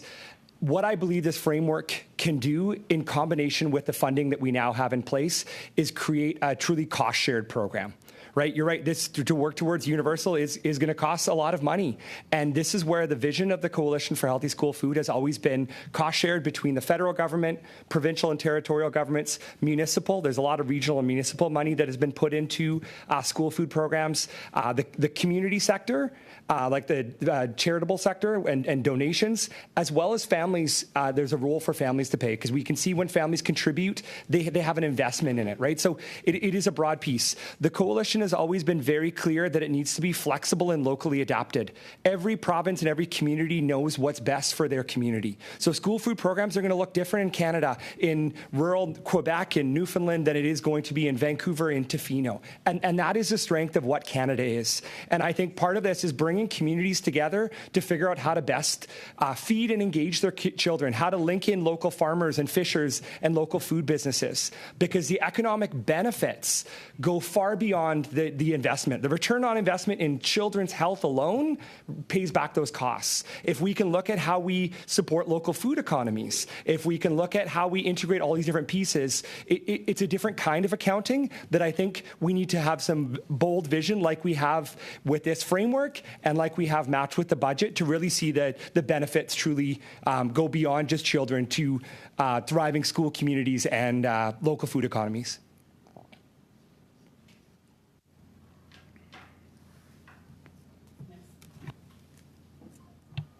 Merci. Thank you. I think we have to make a distinction, and I put a question this morning, a distinction between the announcement made in the budget, $1 billion over 5 years, coming from the federal government. That's the announcement, $1 billion over 5 years, so $200 million a year for Canada as a whole. That's one thing. A framework statute is something else. Here we're looking at a bill that would serve to develop a national framework to establish a school food program, an area that is under exclusive Quebec and provincial jurisdiction. Education is provincial. Not just constitutionally, it's provincial in practice as well. So would you have amendments to propose for this bill, Mr. Mansfield? Réponse brève. Je pense que j'ai parlé d'amendements précis. Donc, il faut créer un partenariat. Il faut que tous travaillent ensemble, font un effort collectif et nous ne répondons pas pour l'instant aux besoins de nos enfants et nous avons beaucoup de rattrapage à faire par rapport aux autres pays du G8 ou du G7. Merci, Madame Chabot. Madame Gazan, 6 minutes. C'est bien ça, 6 minutes? Madame Gazan, merci. Pardon, Madame Gazan? Est-ce qu'il y a la traduction? Non? I'm not. Oh, really? Is it not working, just Chair? a moment, Ms. Kazan. Okay. It's okay. Okay. Ms. Kazan, you have the floor for 6 minutes. Okay, thank you so much, Chair. My first question is for Mr. Manfield. You indicated that you felt that school food programs were a non-partisan issue. Can you expand on that, please? I mean, I'm going to say, I think we can all agree, like I've heard the idea that we need to make sure students are fed well in school and the benefit that has. I would hope that that transcends any political party. Thank you so much. I asked that question because it actually, in fact, doesn't. do you find it troubling that there are, certain members of parliament that are going to vote or have voted against school food programs? And if so, why? Yeah, I mean, I think I finished my statement with this. I would hope this would be something that all political parties could work towards. And a framework is an opportunity to have these conversations around how to make sure this works for all province, territories, and communities across Canada. And I think this is something that I would hope all elected officials would see as an important issue to ensure that the health and well-being of all children in Canada. So I agree with you. I think it is a non-partisan issue. It should be, especially when we're talking about making sure kids have what they need to be able to learn. One of the things that I've proposed, I believe in supporting families. I believe in ensuring that families and children and all people have what they need to live in dignity, is a guaranteed livable basic income to put in place a framework. Bill C-223 for a guaranteed livable basic income. Would you be supportive of that idea? And if so, why? So, I mean, I think we often conflate issues when we talk about school food programs. I think there are many students who go to school hungry for many different reasons. I think a national school food program that is universal would benefit all students. And there's many reasons why students might not be eating well at school and might not be successful.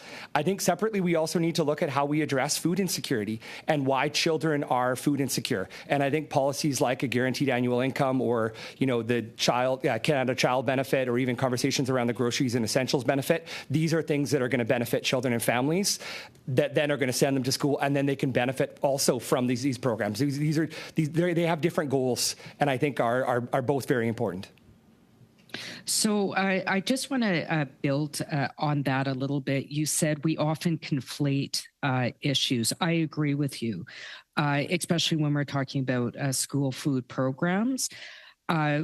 As I indicated in the last panel, I was a teacher for a long time, and I used to just put food out for kids to eat. They didn't have to be hungry or to indicate they hadn't eaten. I would just have food out. So if they were hungry, they could just get food, and there was no stigma attached to it. It would just become a normal part of our classroom. Why is something like your program, where everybody's fed, whether it's needed as a financial needed for financial reasons or not, why is it important just to provide food without qualification? And this is the language in the bill I do really like about food as a social equalizer. It's also an opportunity for connection, right? I challenge all of you around this room, right? Some of the best memories you have with family and friends where you are probably eating and maybe even drinking and enjoying that together. That opportunity to provide that for children and model those environments in line with the Canada Food Guide that can develop a healthy relationship with food is important in this era for all students. So I think it's really important that we look at the opportunities we're providing as part of education. And to me, lunch and breakfast and eating is something that we can no longer leave out of conversations around what is education for and what role does it play. And I think there are massive opportunities that we're missing out on if we're not looking at that. And not just to talk about my own program, because there's many great programs across Canada. I wish I could invite you all into the lunchroom at Lord Roberts when we have Lunch Lab. We can't do that, but you can see that it works. You can see children laughing and talking and serving themselves generously from the salad bar, eating delicious food. We do have a short film. It's 7 minutes. It was produced for CBC. Put Lunch Lab into YouTube and you'll see it. We're not talking about the lowest common denominator of just making sure that kids are fed. We're talking about kids that are thriving and that are learning new skills. And I think if you can watch it and you could say, how would all students not benefit from a program like this? Thank you. Thank you so much. How much time do I have, Chair? Minute. A minute. Mr. McKeegan, again, I'm going to put the question to you. We're talking about, food security, but also providing nutritious food for kids in schools. One of the things that I've put forward is to put in place a framework for a guaranteed livable basic income. Do you feel that a guaranteed livable basic income would help the folks that you service? This might be the easiest question I've ever been asked. Yes, it would. Thank you so much. Do you think that the fact that we don't have livable income guarantees right now, do you feel that has resulted in an increase of the amount of people that are requiring your services? Again, thank you through the chair. Yes, I do. Okay, thank you. Thank you very much. Your 6 minutes. We'll now begin with Ms. Gray for 5 minutes, and Ms. Gray. Thank you, Mr. Chair, through you. Thank you to all of the witnesses for being here today, and thank you for all of the work that you do in your communities. I'll start with Mr. Kabian, please. I wanted to inquire about some of the information you provided to the committee before the meeting. And today, of course, we're talking about the cost of food and how so many families can't afford to feed themselves in Canada. And you outlined the cost of your organization, which gets food to people in need. And I see between 2019 and 2024, the cost of your meals have consistently been going up.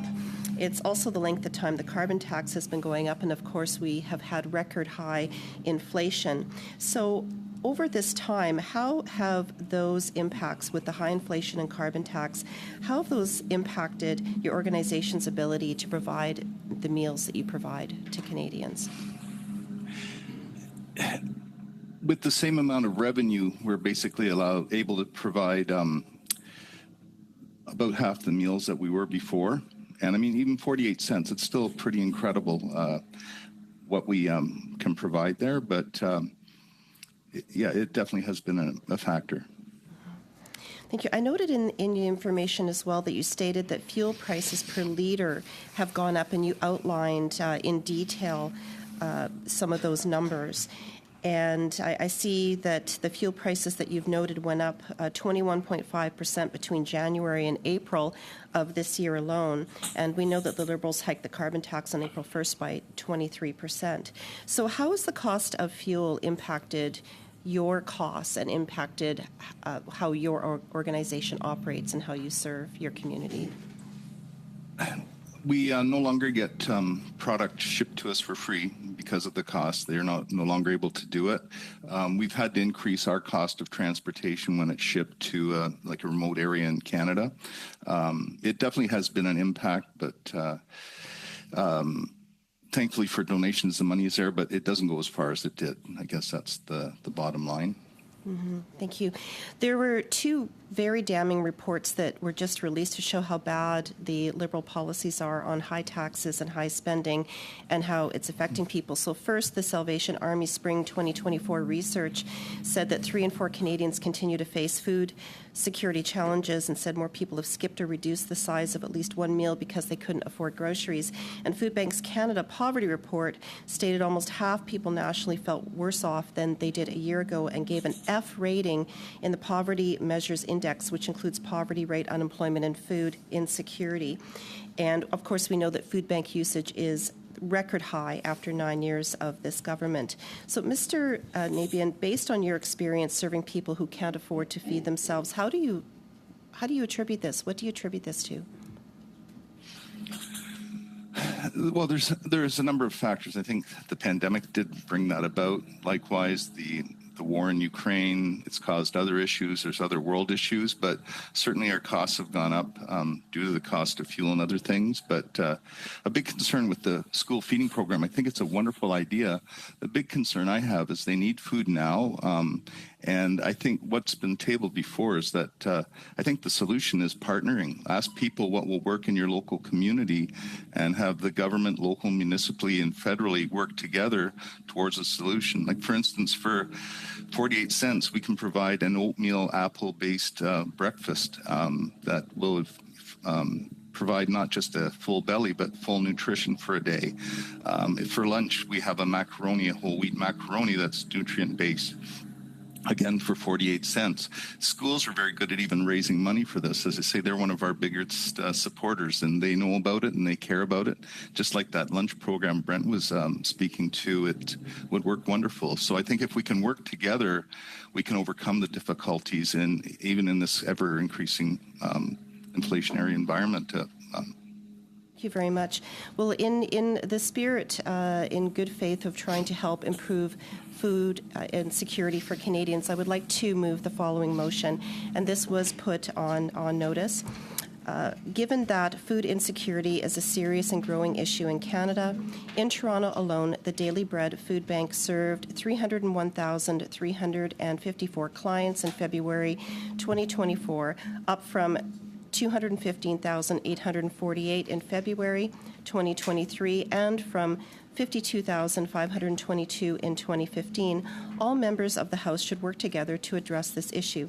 The committee recommended that the House expeditiously pass Bill C-234 unamended in order to exempt farms from the carbon tax and lower the cost of groceries for Canadians. Thank you, Ms. Gray. For committee members, Ms. Gray has used her prerogative to move a motion which is in order. This motion must be dealt with. So I had Ms. Falk and Mr. Fragascatos.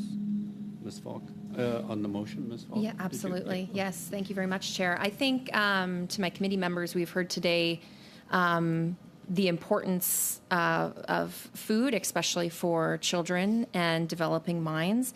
We know that it's not a new phenomenon of food insecurity, but we know that it has risen drastically within the last 9 years.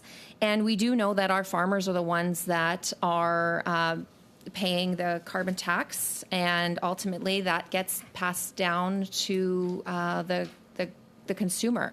So I think it's imperative that we pass this.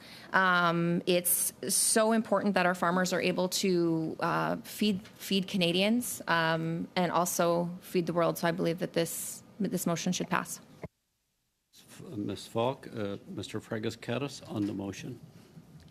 Found it interesting, Mr. Chair, that nothing was mentioned about rebates, the fact that Canadian families in the affected provinces do receive rebates in excess of what they put in, and we know that from the parliamentary budget officer. I don't want to belabor the point, though, Mr. Chair. We should move immediately to a vote. Okay. Well, there's a call for a vote, so I'll move directly to a recorded vote on the motion of Ms. Gray. Clerk, record a vote. Mr. Fragascatos? No. Mr. Long? No. Mr. Collins? Nope. Mr. Coteau? No. Mr. Van Bynen? No. Mrs. Gray? Yes. Mrs. Falk? Yes. Mrs. Roberts? Yes. Mr. Aitchison? Yes. Madame Chabot? No. Ms. Gazan? No. The motion has been defeated. Ms. Gray, your time is gone. We still have time left. Mr. Coteau, for a couple of minutes. Thank you very much. To conclude. Thank you very much, Mr. Chair, and thank you to our witnesses for being here. And, you know, the work you do to support families and children is probably the most important work that can be done in our society today. And it is absolutely true that, you know, if we can invest in young people and provide them with the opportunity to get an early start and have a balanced approach, it just produces a better child, better adult, better citizen, better country. It's astonishing to me that, you know, we are talking about children here, and still conservatives, and this is a very simple piece of legislation, the proposal here, the bill. All it's asking for is to develop a coordination strategy between the provinces and territories. That's it. Saying, let's work together. I know that, Mr. Mansfield, in your province, I think there was like $230 million just dedicated in BC to student nutrition programs. This is a huge amount of money. It really does complement well with the federal initiative, and we can work together between the federal, provincial, municipal, school boards to actually do something important here. I was a trustee for 8 years at the Toronto District School Board. I led the task force on student nutrition, and we actually, one of the recommendations back in 2007 was for a national food program. And, I remember visiting, different jurisdictions, and you heard it over and over again. We need a national program. I taught in South Korea, and they had a national food program. In the United States, a country that sometimes is not considered the most supportive for social services, has a national program. Canada was one of the only countries in the G20 that didn't have one. So I think this is a huge move for Canadians. The Conservatives talk a lot about carbon pricing. They say that carbon pricing is the way forward. It's interesting because it's the same. It was the same type of. It was the same. Well, it's the way forward in regards to countering the whole argument against C-322. I heard the same arguments back in my time at the provincial government when we closed the coal plants. The Conservative says this would be disastrous, and it was all about children, from my perspective, because when we closed the coal plants and we mitigated pollution, we saw a 50% reduction in asthma cases in kids alone in the GTA. We're talking about carbon pricing here. We're talking about putting in place a system that reduces by penalizing those who pollute the most, putting in place, mitigating penalties for those who actually pollute the most, and reducing it by creating incentive not to pollute. We're talking about children here, and we're talking about children here in C-322. This is a proposed piece of legislation that I see as a game changer for this country, and it's a shame that the Conservatives can only think of carbon pricing when it comes to a very simple framework that's being proposed by one of the members. Mr. Mansfield, you ran 200 times around the school to raise awareness. That was 90 kilometers, I believe. How long did it take you? 11 hours and 20 minutes with a pause for a press conference, a few bathroom breaks, and a couple snacks. Thank you, Mr. Cato. That's it? My 5 minutes is done? Well, we're running out of time. That wasn't 5 minutes, though. Okay. A quick question. Sum up with a quick question. What did that do for your community, raising the awareness around this issue? It was fantastic. My students were with me for most of the day. I finished at about 5 o'clock. I had about 200 people still there, families, parents, mobilized. This has been a major part of my teaching. My students would probably be watching this right now if it wasn't so early. I will go back and show them. They believe in this. My school board believes in this. My province believes in this. Part of the reason I ran was because I saw leadership from my province, and I'm now looking for leadership from this federal government. Well, thank you for running, and thank you for leading. Yeah. Committee members, just one moment. As it relates to bills, committee members? Okay, good. Nobody else is. Thank you. As it relates to Bill C-322, as you know, as chair, I've always taken the prerogative to allow the promoter of the bill or motions to present in the House. Since the promoter of this bill is Mr. Cormier, not a standing member of the committee, then I need the committee to consider after we do clause by clause on Monday at around the same time as routine proceedings. Will it be the will of the committee that a 30 sitting day extension be requested to the House to ensure that the report can be presented the week of June the 3rd?